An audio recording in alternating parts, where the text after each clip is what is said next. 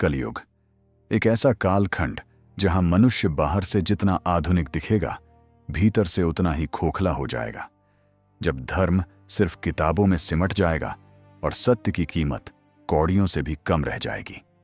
यह वह समय होगा जब रिश्ते केवल व्यापार बन जाएंगे, प्रेम वासना में बदल जाएगा और शक्ति का अर्थ निर्दोषों पर नियंत्रण रह जाएगा। शास्त्रों का कथन है कि इस युग के अंत में मनुष्य की आयु घट जाएगी, क्रोध उसका स्वभाव बन जाएगा, भाई भाई का शत्रु होगा, पुत्र अपने पिता का सम्मान नहीं करेगा, धरती की नदियां सूखने लगेंगी, आकाश धुएं से भर जाएगा और मनुष्य अपनी ही इच्छाओं का दास बन जाएगा। जब पृथ्वी पाप के इस बोझ से कराह उठेगी, तब ब्रह्मांड की सर्वोच्च चेतना पुनः साकार होगी और तब समय के चक्र को बदलने के लिए विष्णु यश नामक विद्वान ब्राह्मण और माता सुमति के घर जन्म होगा भगवान विष्णु के अंतिम अवतार का, भगवान कल की। उस रात प्रकृति असामान्य रूप से शांत थी, मानो समय स्वयं सांस रोके खड़ा हो। आकाश में बिजली चमकी, हवा अचानक थम गई और उसी क्षण एक दिव्य किलकारी ने अंधकार को चीर दिया। बचपन से ही वे साधारण नहीं थे। जहां दूसरे बालक संसार की माया में मग्न थे, वहीं कल की अन्याय देखकर भीतर से जल उठते थे और किसी भूखे को देखकर उनका हृदय पिघल उठता।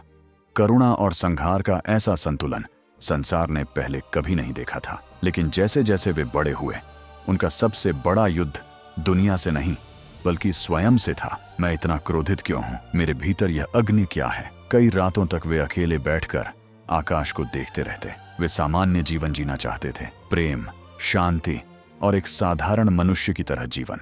लेकिन नियति उनके लिए कुछ और लिख चुकी थी। उनकी माता उन्हें धैर्य सिखाती, करुणा सिखाती, लेकिन जब भी वे अधर्म देखते, उनका रक्त खौल उठता। धीरे धीरे उन्हें एहसास होने लगा कि वे इस संसार के लिए बने ही नहीं थे। यह सत्य उन्हें भीतर से तोड़ने लगा और फिर नियति उन्हें ले गई महेंद्रगिरी पर्वत की ओर, जहां सदियों से प्रतीक्षा कर रहे थे अमर योद्धा भगवान परशुराम। जब भगवान परशुराम की दृष्टि कल्कि पर पड़ी, तो मानो ब्रह्मांड के दो कालखंड एक हो गए। वे समझ गए कि कलि युग के अंत का समय निकट आ चुका है। इसके बाद शुरू हुआ इतिहास का सबसे कठोर प्रशिक्षण। यह केवल शस्त्र चलाने का अभ्यास नहीं था, यह एक मनुष्य के भगवान बनने की यात्रा थी। भगवान परशुराम ने कहा, कल्कि बिना नियंत्रण का क्रोध विनाश लाता है, लेकिन धर्म के अनुशासन में बंधा क्रोध न्याय बन जाता है। दिन रात, युद्ध, ध्यान और तपस्या। कल्कि का शरीर घावों से भर गया, उनके हाथों से रक्त बहता, लेकिन उनका संकल्प और भी प्रचंड होता गया। कई बार वे थक कर गिर पड़ते, लेकिन भगवान परशुराम उन्हें फिर खड़ा कर देते, क्योंकि वे जानते थे कि यह योद्धा सिर्फ युद्ध नहीं, युग बदलने वाला है। और तब देवाधिदेव महादेव शिव उनकी साधना से प्रसन्न हुए। आकाश में भयंकर गर्जना हुई, धरती कांप उठी और दिव्य प्रकाश के बीच भगवान शिव प्रकट हुए। उन्होंने कल्कि को प्रदान किया दिव्य श्वेत अश्व देवदत्त और एक अमोघ प्रकाशमान तलवार, जिसकी चमक अंधकार को चीर सकती थी। अब नियति का योद्धा पूर्ण रूप से तैयार था। समय बीतता गया और कलयुग और भी अंधकारमय होता गया। राजा रक्षक नहीं, शोषक बन गए, धर्म व्यापार बन गया और मनुष्य अपनी इच्छाओं का दास। तब आया वह क्षण जब समय स्वयं न्याय करने धरती पर उतरा।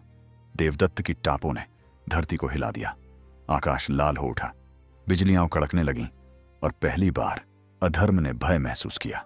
देवदत्त पर सवार, हाथ में बिजली की तरह चमकती तलवार लिए जब भगवान कल की युद्ध भूमि में उतरे, तो अधर्मियों का कलेजा कांप उठा। उनका हर वार सिर्फ शत्रुओं पर नहीं, उस सोच पर था जिसने मानवता को गुलाम बना लिया था। उनकी तलवार की चमक मानो स्वयं समय का क्रोध हो। धरती कांपी, आकाश फटने लगा और अधर्म का साम्राज्य धीरे धीरे ढाने लगा। चीखें, आग, विनाश और फिर पूर्ण सन्नाटा। अंततः जब संहार समाप्त हुआ, तब बची केवल शांति। विनाश की राख से एक नए युग ने जन्म लिया, सत्य युग। सूखी नदियों में फिर से जल बहने लगा, लोगों के हृदय से भय समाप्त हो गया, लालच की जगह संतोष ने ले ली और विश्वासघात की जगह प्रेम लौट आया। भगवान कल की अपनी तलवार धरती में स्थापित करते हैं, वे अंतिम बार मानवता को देखते हैं और फिर उनका दिव्य स्वरूप धीरे धीरे प्रकाश में विलीन हो जाता है। भगवान कल्कि की यह कथा सिर्फ भविष्य की कहानी नहीं, यह चेतावनी भी है और आशा भी, क्योंकि अंधकार चाहे कितना भी शक्तिशाली क्यों ना हो, प्रकाश हमेशा लौट कर आता है। ऐसी ही वीडियोस देखने के लिए हमारे चैनल दिव्य संगीत भारत को लाइक और सब्सक्राइब करें।